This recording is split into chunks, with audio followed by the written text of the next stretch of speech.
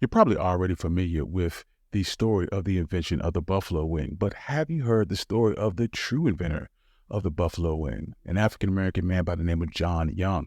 Well, today we're going to talk about it. I'm your host, Country Boy, and this is One Mike Black History. If you like stories like this, you can find more stories like this on OneMikeHistory.com. I'd like to thank all my subscribers and my members. Without you, none of this can be possible, and I love you all. But without further ado, let's get started. The buffalo wing is an iconic American food that has enjoyed a mediocre rise since its inception in the later half of the 20th century, characterized by its spicy and tangy, often served with celery sticks and blue cheese dressing. It's become a staple of American cuisine. The history, however, is rich and varied and cannot be attributed to a single individual or a moment, but rather a cultural shift and a profound appreciation for casual, flavorful, deep-fried food. The allure of buffalo wings can be attributed to a couple of factors: the unique flavor, the versatility, and the communal dining experience they promote. The wings are doused in hot sauce that is both tangy and spicy and appeals to a wide range of palates and has inspired countless variations and adaptations across the globe, from mild to blistering hot to sweet to savory. Adaptability of the buffalo wing caters to an array of taste preferences and fosters its own widespread popularity.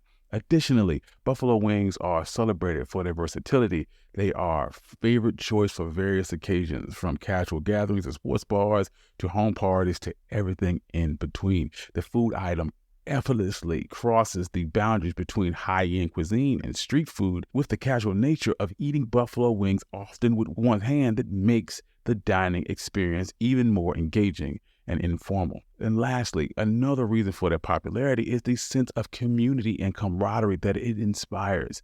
Typically, they're served in large portions meant for sharing. They encourage communal eating, making them popular choice at sporting events, family gatherings, and social outings.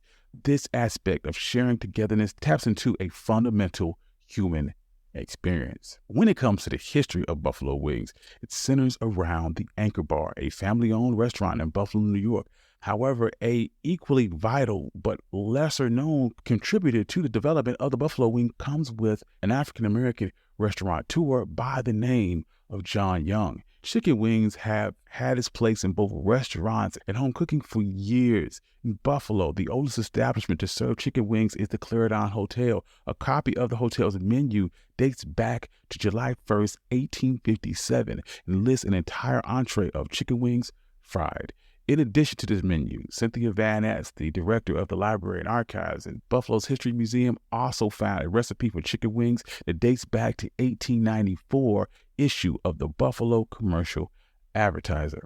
But the common narrative around the invention of the buffalo wing is with Teresa Bellismo, the co-owner of the Anchor Bar in 1964. According to the story, Teresa concocted the dish one night as a late-night snack for her son and his friends, finding themselves with an excess of chicken wings, as this part of the chicken at the time was largely used for either stock or thrown away. She decided to deep fry them and toss them in cayenne pepper hot sauce that she had on hand and served them alongside celery slices and blue cheese dressing. It was an immediate hit and eventually became a staple at the bar and spread across the United States. But chicken wings were not just an entree in Buffalo, New York.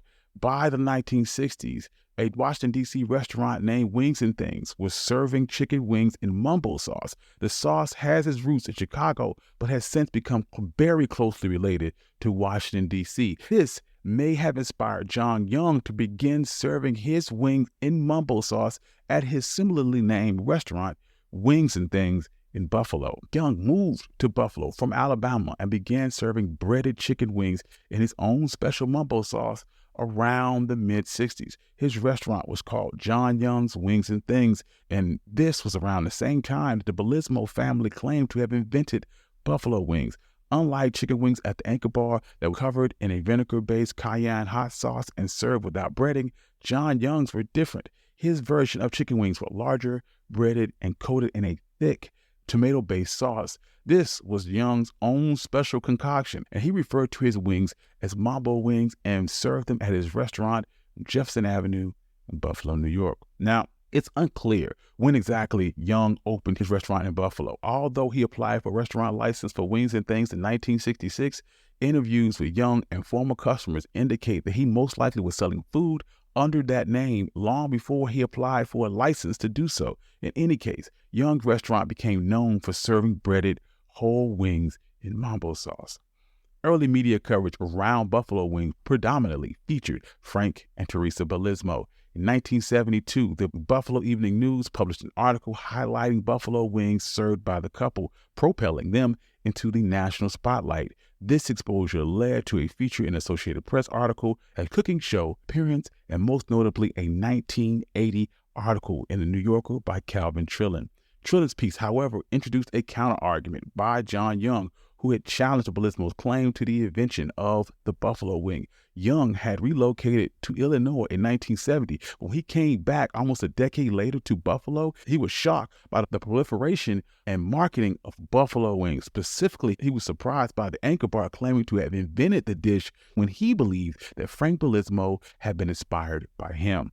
Young stated that I was selling 5,000 pounds of chicken wings in 1962, and Mr. Bellismo used to come into my place and eat my wings. Young's assertion of his pioneering role in the buffalo wing led to some recognition for him being the inventor of the buffalo wing, but the damage was mostly done. By the 1970s, restaurants in Buffalo began to feature their own version of wings, which adhered to the anchor bar's recipe of frying the wings, breaking them into drumlets, and tossing them in hot sauce. Commonly, these wings were accompanied by sides, such as blue cheese dressing or celery sticks, but nevertheless, some establishments sought to innovate how they served these wings. Some places would serve them with pizza.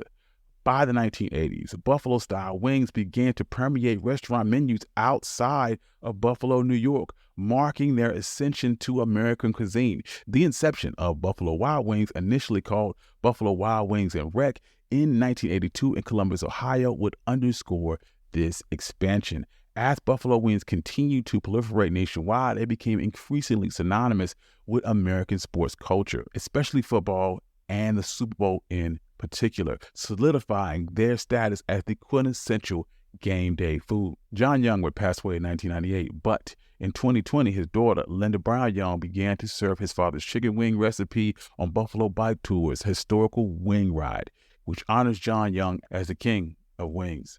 There have been some recent efforts to sought to amend this historical oversight by acknowledging Young's contribution. Culinary historians and food writers, along with the Buffalo community, have aimed to ensure that Young's legacy is preserved. This includes coverage and articles and documentaries that highlight Young's innovative role in the significance of buffalo wings and bringing mumbo sauce to the local cuisine. Community leaders and historians in Buffalo have advocated for Young's deserved recognition, emphasizing the varied origins of the buffalo wings and celebrating the diversity of their contributions. These acknowledgments not only honor Young's legacy, but also enrich the local narrative of the buffalo wing, acknowledging the diverse origins and the contributions of African Americans to the national culinary landscape. Thank you. This has been One Mic History. I'm your host, Country Boy. If you like stories like this, you can find more stories like this at OneMicHistory.com. I'd like to thank all my subscribers. I love you all. Without you, none of this could be possible. And peace.